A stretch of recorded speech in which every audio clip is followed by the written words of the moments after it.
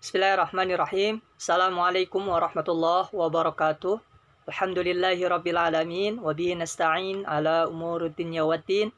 Salatu wassalamu ala asrafil anbiya'i wal mursalin. Wa ala alihi wa sahbihi ajma'in, amma ba'du. Teman-teman yang dirahmati Allah subhanahu wa ta'ala, alhamdulillah pada pagi hari ini kita masih diberikan kekuatan, kesehatan oleh Allah subhanahu wa ta'ala. Sudah sepatutnya kita gunakan untuk hal-hal yang baik, untuk belajar, untuk membantu orang tua, ya, membantu teman dan lain sebagainya. Kita gunakan dengan sebaik mungkin. Insya Allah semua yang kita lakukan akan bernilai pahala di sisi Allah Subhanahu Wa Taala.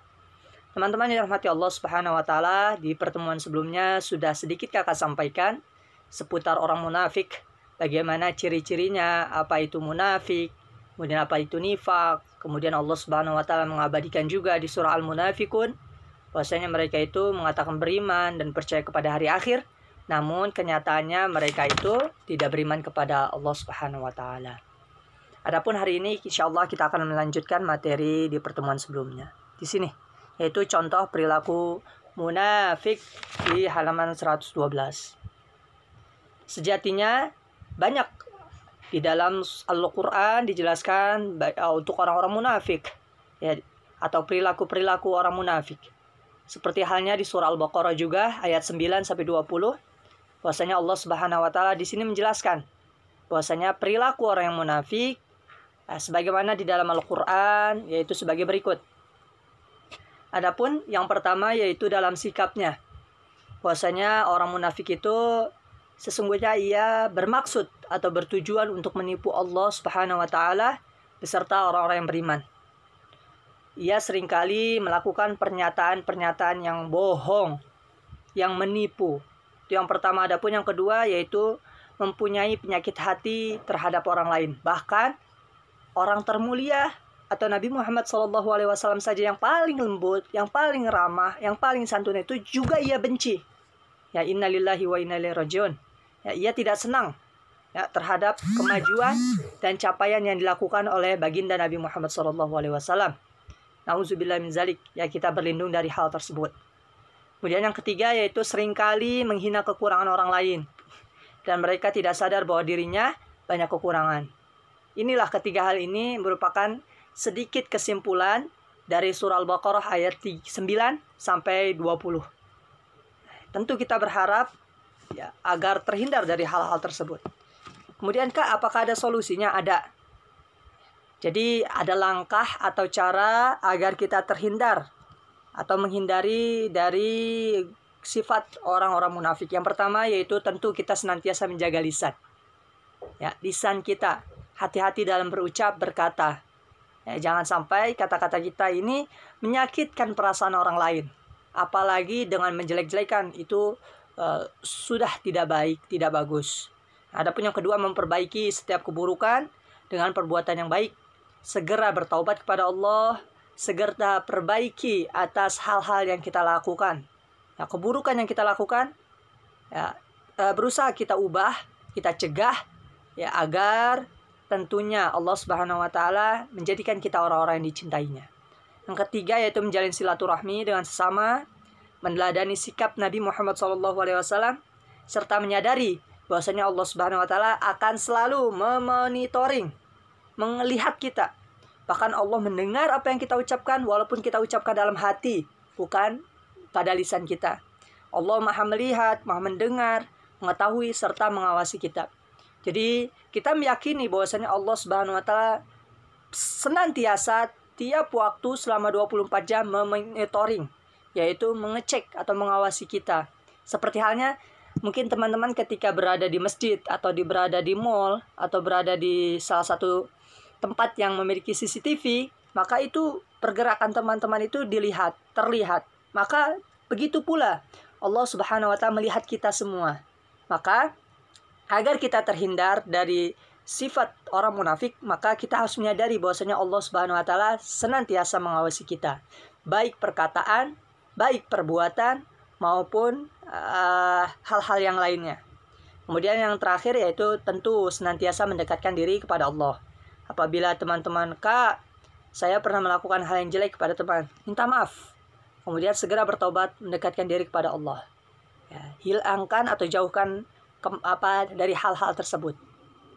Kemudian di sini dalam hadis Rasulullah SAW bahasanya ayatul munafik salat. Idza haddatsa kadzaba wa idza wa'ada akhlafa wa idza tumina khana, rawahu Bukhari. Yang artinya bahwasanya ciri-ciri dari orang munafik itu ada 3. Apabila ia berkata berbohong atau berdusta, kemudian apabila ia berjanji maka ia mengingkari, dan apabila diberi amanah atau tanggung jawab maka ia berkhianat. Nah, sebagaimana rawahu Bukhari. Jadi ada 2 jenis di sini orang-orang munafik. Yang pertama adalah orang munafik yang mengaku muslim tetapi tidak memiliki keimanan. Namanya nama muslim. Kemudian tampangnya tampang muslim, namun dia tidak memiliki keyakinan kepada Allah serta tidak memiliki keimanan kepada Allah, tidak mengucapkan syahadat asyhadu alla ilaha illallah kepada Allah, tidak mengucapkan iya. Ya, maka tentu hal ini merupakan orang kafir yang buruk atau merusak ya dari citra Islam itu sendiri. Dan Allah Subhanahu wa taala berfirman bagi orang-orang yang seperti ini, A'udzubillahi minasyaitonirrajim. Bismillahirrahmanirrahim. Innal munafiqina fid darkil asfal minan nar wa lam tajida lahum nasira.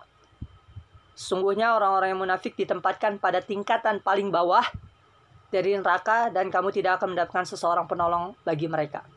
Shadaqallahul adzim, surah An-Nisa ayat 145. Jadi orang munafik yang golongan pertama ini, maka ia akan langsung dimasukkan oleh Allah Subhanahu wa taala di dalam neraka yang paling dasar, yang paling panas, seperti itu.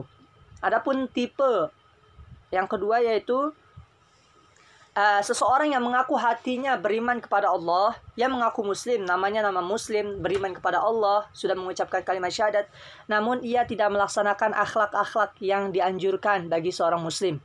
Contoh, mungkin dia tidak melaksanakan sholat, sering bolong, kemudian dan lain-lain sebagainya. Kak, apakah orang ini juga dimasukkan ke dalam neraka yang dasar? Bisa jadi. Ya, namun dengan catatan bahwasanya ia bisa masuk surga, namun perlu dibersihkan terlebih dahulu. Ya, maka inilah dikatakan oleh dikatakan atau termasuk kepada orang-orang fasik. Fasik itu orang beriman, ya, namun dia tidak melaksanakan kewajiban-kewajiban yang seharusnya dilakukan, atau bisa dikatakan dengan cacat. Ya, seorang muslim itu harus melaksanakan sholat 5 waktu. Ya, karena yang membedakan kita dengan orang kafir yaitu pada sholat kita, ya, terutama sholat isya dan sholat subuh. Ya, sehingga hal ini tentunya sudah seharusnya dilakukan oleh seorang muslim, baik hal-hal yang wajib maupun yang sunnah. Seperti itu teman-teman yang dirahmati Allah Subhanahu wa taala. Ya, kakak rasa cukup pertemuan kita sampai sini. Kemudian adapun akibat negatif dari sifat munafik, tentu di sini banyak dampaknya ya. Baik untuk diri sendiri yang melakukan, kemudian tentunya hal ini sangat berbahaya bagi orang lain karena nantinya merugikan bagi orang lain. Adapun yang di sini yang terakhir, langkah untuk menjauhi dari sifat munafik yaitu kita selalu senantiasa berkata jujur. Biasakan lisan kita berkata jujur. Apabila kita tidak bisa berkata jujur, lebih baik diam tanpa bicara. Kemudian berusaha untuk menepati janji. Mungkin teman ada yang mengajak undangan ulang tahun, kemudian kita tepati janjinya, kita hadiri. Nah, kemudian ketika memiliki amanah, ya kita jalankan dengan sebaik mungkin. Dan yang terakhir yaitu berteman dengan orang-orang yang memiliki perilaku yang baik. Karena orang baik insya Allah, selama kita berteman dengan orang baik, maka insya Allah akhlak kita juga akan tertular, akan mendapatkan akhlak yang baik juga, tercipta akhlak yang baik. Seperti itu teman-teman yang rahmati Allah Subhanahu wa taala. Untuk selebihnya muhasabah itu bisa teman-teman baca. Semoga dengan cara atau metode seperti ini bisa mudah difahami untuk teman-teman semua, karena kakak tentu berusaha agar pembelajaran kita ini bisa maksimal, bisa dimanfaatkan dan bisa difahami oleh teman-teman, baik mereka yang lebih kepada audio visual, yang lebih pada mendengar, ataupun mereka yang memang senang membaca dan lain sebagainya.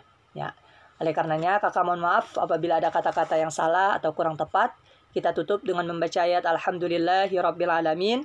Alhamdulillahirrabbilalamin. Assalamualaikum warahmatullahi wabarakatuh. Waalaikumsalam warahmatullahi wabarakatuh. Terima kasih.